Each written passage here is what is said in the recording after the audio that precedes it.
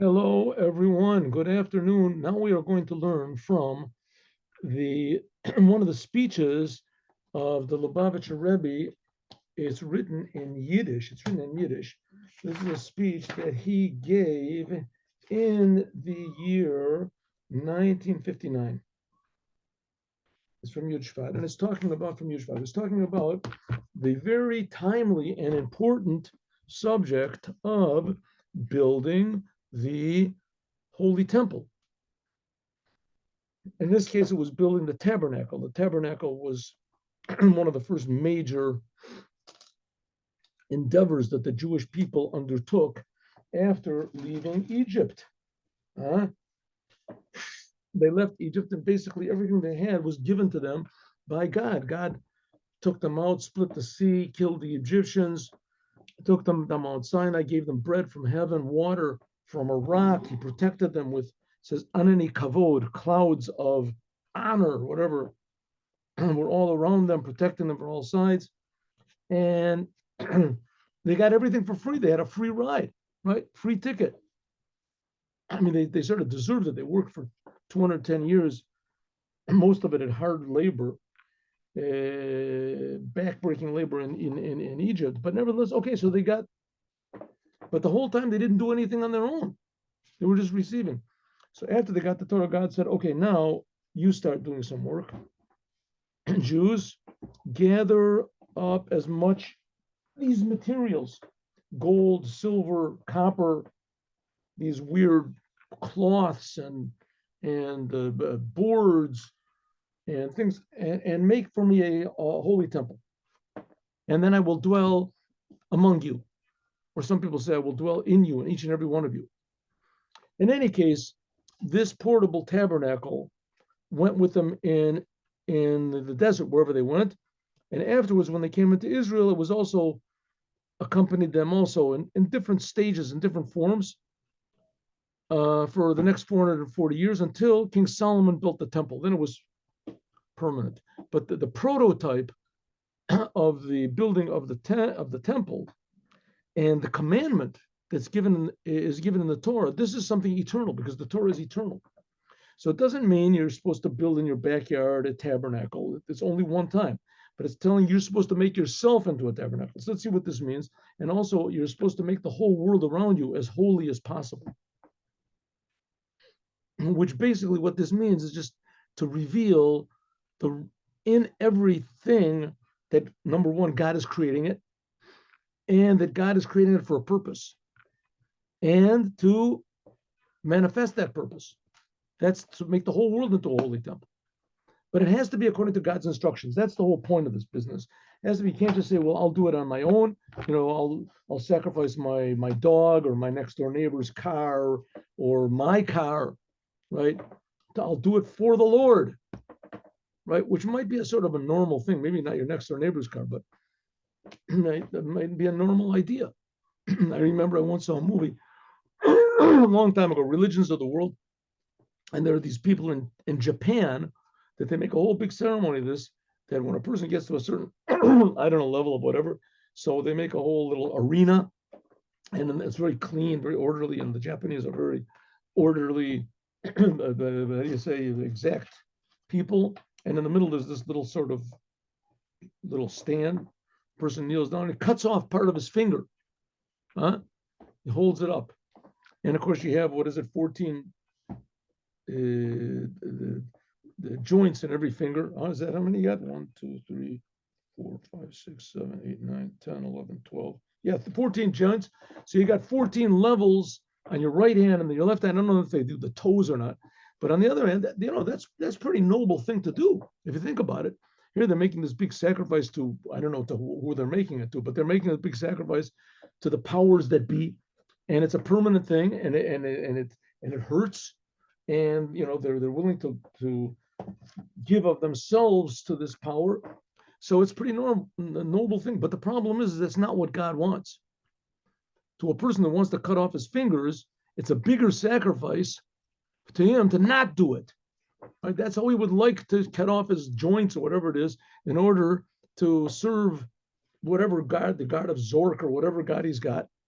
And this he really wants to do with all of his heart and all of his soul. And he sees other people did it and they have like big houses and nice cars and everything, and he wants to do it. But someone comes and says, listen, you can do that for the money and for this, but that's not what God wants. That's not what God wants. Well, what am I going to get if I do what God wants? So the answer is what you're going to get is you're going to do what God wants. That's the prize. That's the prize. You're going to use your whole entire being to do what God wants. So that's the idea of the temple, basically, is that it's a place where you can do what God wants, and even the place itself is what God wants. So let's go. And Ane from Heintika Sedra, in the beginning of this week's Torah portion, I don't know if this is being recorded or not. In the beginning of this week's Torah reading, it is, okay. In the beginning of this week's Torah reading, State, it says, Dreimal 3 times, Darvort, the word TRUMA. TRUMA means a gift, an offering, to the temple, a TRUMA, donation.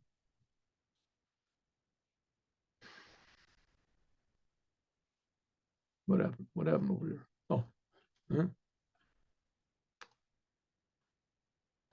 Oh, I'm sorry. I see. Good. What's going on? Excuse me 1 minute. Excuse me one moment over here. Something went awry. Here it is. In the beginning of this week's Torah portion, State, it says, what is this? In the beginning of this week's Torah portion, it says 3 times TRUMA. The word TRUMA, donation. One time it says, Yichuli TRUMA. God says to Moses to tell the Jews they should take for me a donation.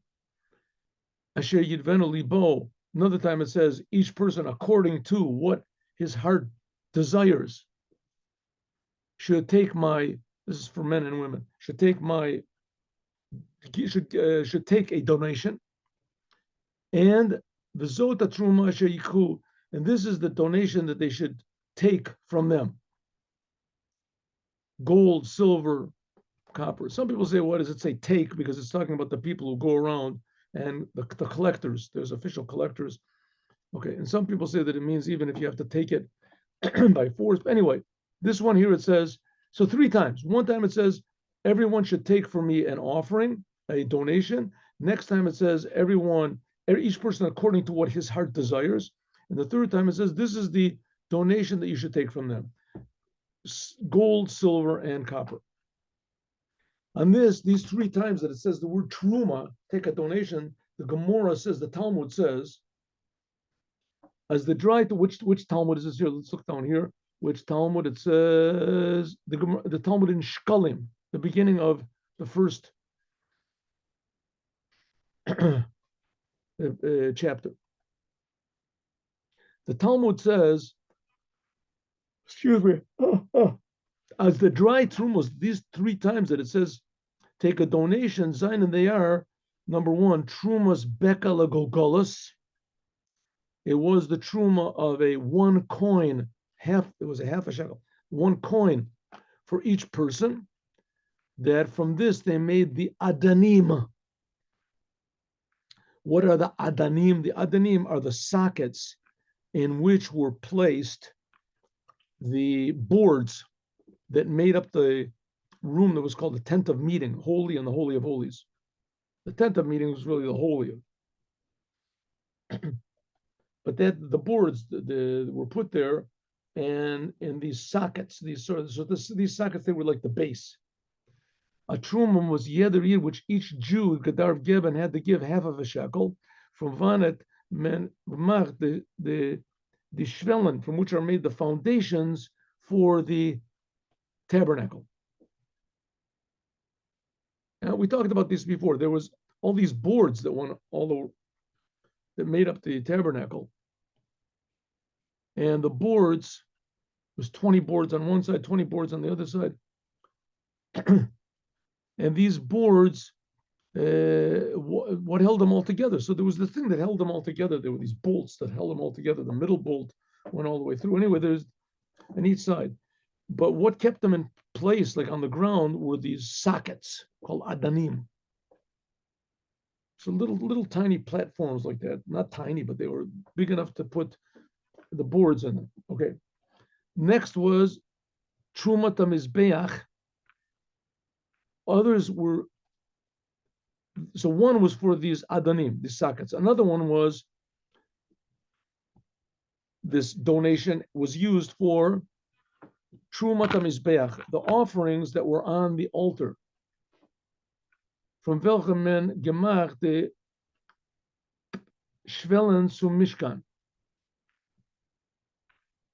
I'm sorry. Oh, I jumped up. Okay. Next, Trumas HaMizbeach. I couldn't figure out why I was saying the same thing twice. Okay.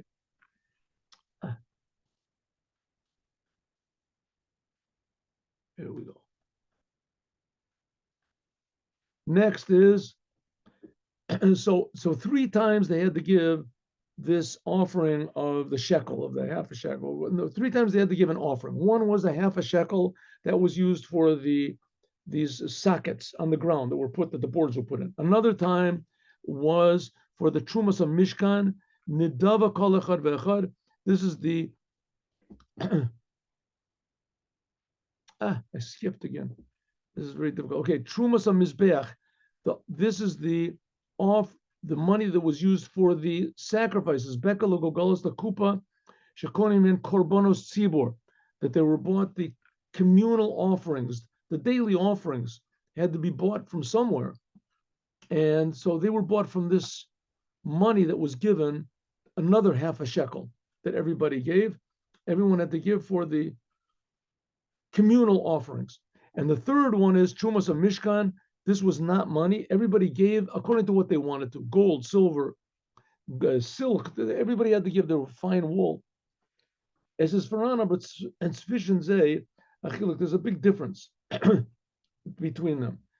In addition to the difference that each one was used for a different purpose, but there's also another. The Trumas welchen men hat genutzt for the korbanos, the sacrifice, the money, which was used to buy the communal sacrifices, the 2 sheep in the morning and 2 sheep in the afternoon. I'm sorry, 1 sheep in the morning, 1 sheep in the afternoon. This for the adanim and the other money that was donated for the sockets, Zayin and Gaven Beka Logogolas. It was a coin which was worth a half a shekel, a halben shekel for Yedin Alagleich. Everybody gave the same thing. Of the Truma Suli, but this offering, which was for the Mishkan and the Kalim, which was for the building of the tabernacle and its vessels, the gold, the silver, the copper, the different types of cloth, the boards, is nit given. It was not the kind bestemte schum. It wasn't a set amount, nor wie viel jeder einer, but only as much as each and every person wanted to give. Okay, just a little parenthetical statement over here. This is talking about building the tabernacle in the desert, which that was about 2,400 years ago.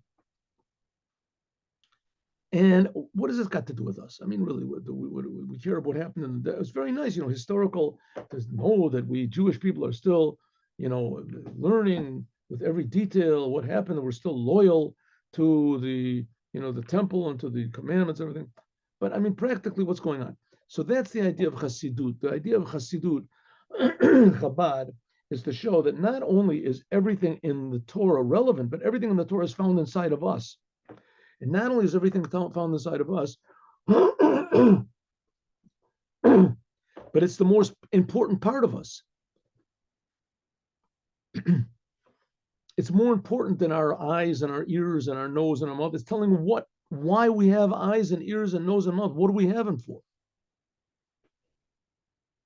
How can we learn this from something that happened 3,400 years ago, and it didn't happen again? It's not happening now for sure. To build a tabernacle with walls of wood and bring incense in it, and it's portable. You can take it apart.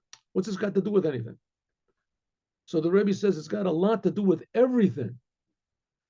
This is real reality. This is what's really going on.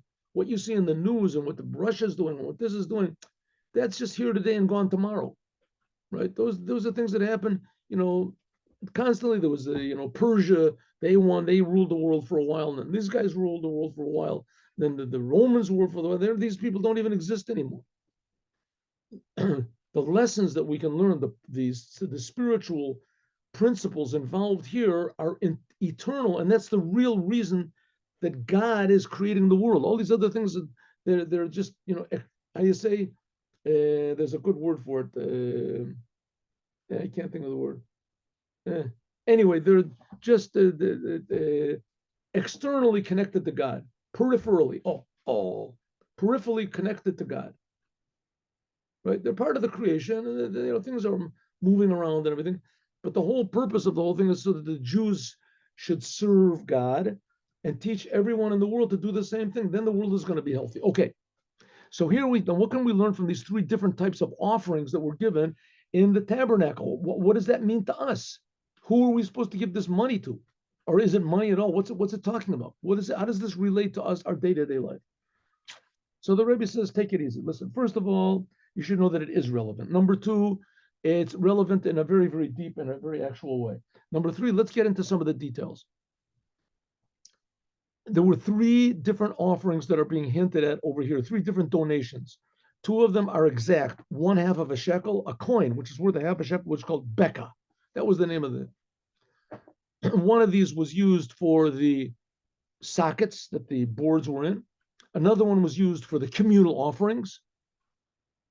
Then there was a third offering that's being hinted at over here, that was not limited. Everybody gave according to what they wanted to, and that was used to build the tabernacle. We have to understand, that's the gold and the silver, and that's what that was in copper that was used to make the tabernacle. We have to understand, for was Zion and Trumas Korbanos, when Trumas Adonim, why is it that the donation that was being required for the sacrifices and for these sockets, why was that different from the donation for the other necessities, Bedarfinish, and the other necessities of the Mishkan? Why? What's the big difference? We're going to see. And what does it mean to us? That's the main thing. Das was Trumas am Mizbeach, that which the money that was taken for these communal sacrifices, the altar, is Bekel Gogolis. It's one coin, 1/2 of a shekel coin for each person, for Alam and Gleich, for everybody equally, is verstandig. That maybe we can understand that. While Trumas am Mizbeach, because the money that was used for the sacrifices for the altar is to leave l'chaper al nafshosechem. This was in order to bring forgiveness for the souls of the Jewish people, like it said, because of the sin. Like Rashi says that we're talking about the mizbeach kones miyam that we buy for them, these offerings. This is a bringing forgiveness for the sin of the golden calf. The estate, like it says in the Yerushalmi and in the Midrash. What's the golden calf got to do with this business? The whole sin of the golden calf is given, a chet klali, was a general sin. Was it eingerut, which touched nit nor die was haben sich darin, not only those people that were there and took a part, nor oich shevet Levi, but also the tribe of Levi, which is said which they did not take any part in the service of the golden calf, and even it affected Moses, like it says by Moses wasn't even there. He was up on Mount Sinai. It was going to given afilu in them gather. He wasn't even the possible. He couldn't even have, how do you say, reproved the people. What type of sin did he do? He didn't do anything. He wasn't even there. He didn't even know about it. He said he only knew about it after, when he started. God told him to go down. Was mitzayin and meglechkeit, that Moses wasn't there, that he could even stop the people. So what did he get punished? Why did he have to descend, so to speak, from his level because of what the Jews did? It's not his fault.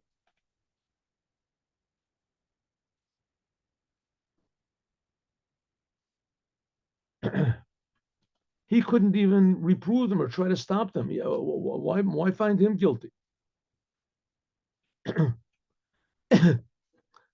Von deswegen, nevertheless, had euch im angerührt der Chet, nevertheless, the sin of the golden calf touched him as well. Why? Like it says, like God told Moses, Lech Raid, you're up on Mount Sinai receiving the Torah. Moses, good, right? Get out of here, go down.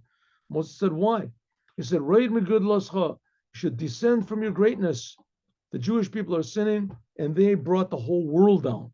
Just like the sin of the golden calf is given an inyan, was something which all of the Jews, al shlemus from klal, because of the wholeness of the complete, unity of the Jews, is durch fallen. Everybody fell down. This means as thus is given a kilkul klali. This was a general, a general wrecking is a better word for it. A general blemish. Therefore, hot oich their tikkun in their kapara. Therefore, it had to be a general fixing. Namely, what?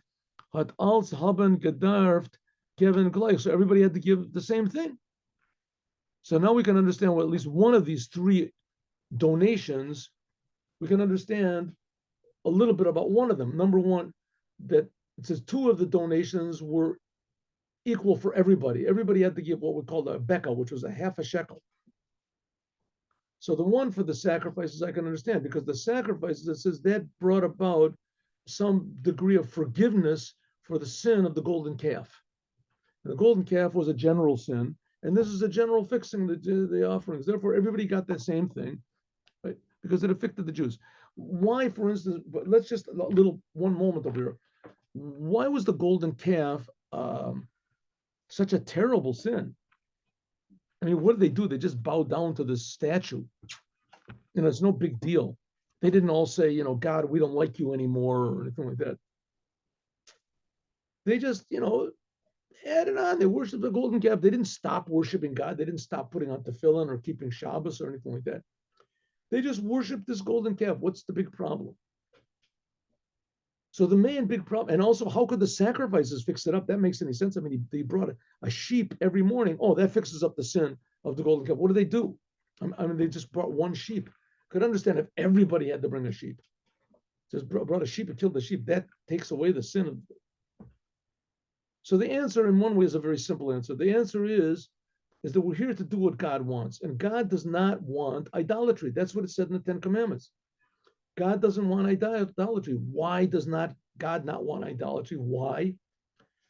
God doesn't want idolatry for the same reason as everything else that God does, because that's what God wants. That's why God gave us only 2 eyes and 2 legs. Why not 3 eyes? Why not 7 legs? Why not 8 legs like a spider? Why not? Why can't we run like horses and be strong as bears? And why not? God just decided that's what it has to be. That's the way God made the world. One of the things about God, there's other explanations better, there's deeper, more logical explanations, but the main explanation is don't do what God doesn't want you to do, and do what God wants, because God is creating you. But God's the boss he's the king of the whole universe, right? And what does it mean he's the king? He's creating you. So if he's creating you, at least common decency, at least a little bit of gratitude to do what he wants. God said, don't worship anything except for me. Okay, that's externally. A little bit deeper is God is saying, listen, I'm creating you. How can you give thanks to something else? Right? It's not like I'm the powerful God. I gave you your job, so you should be. God is giving us everything all the time. So how can we go against him? That doesn't make any sense. How can we give thanks to something else, to this golden calf? Even more, they said, this is the God that took us out of Egypt. Okay, in any case, that's the thing of the sacrifice. The sacrifices also make no sense, but the point of the sacrifices is that we're doing what God wants. And this is exactly what God wants. So therefore, we can understand why this is by everybody the same. Verstehen dem inyan from ois fear licher.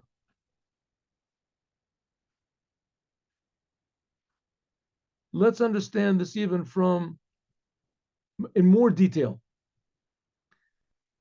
As is gavus, it's known as the sin of the golden calf, is in a sug from chet etzadat. This is almost exactly the same thing as the sin of the tree of knowledge.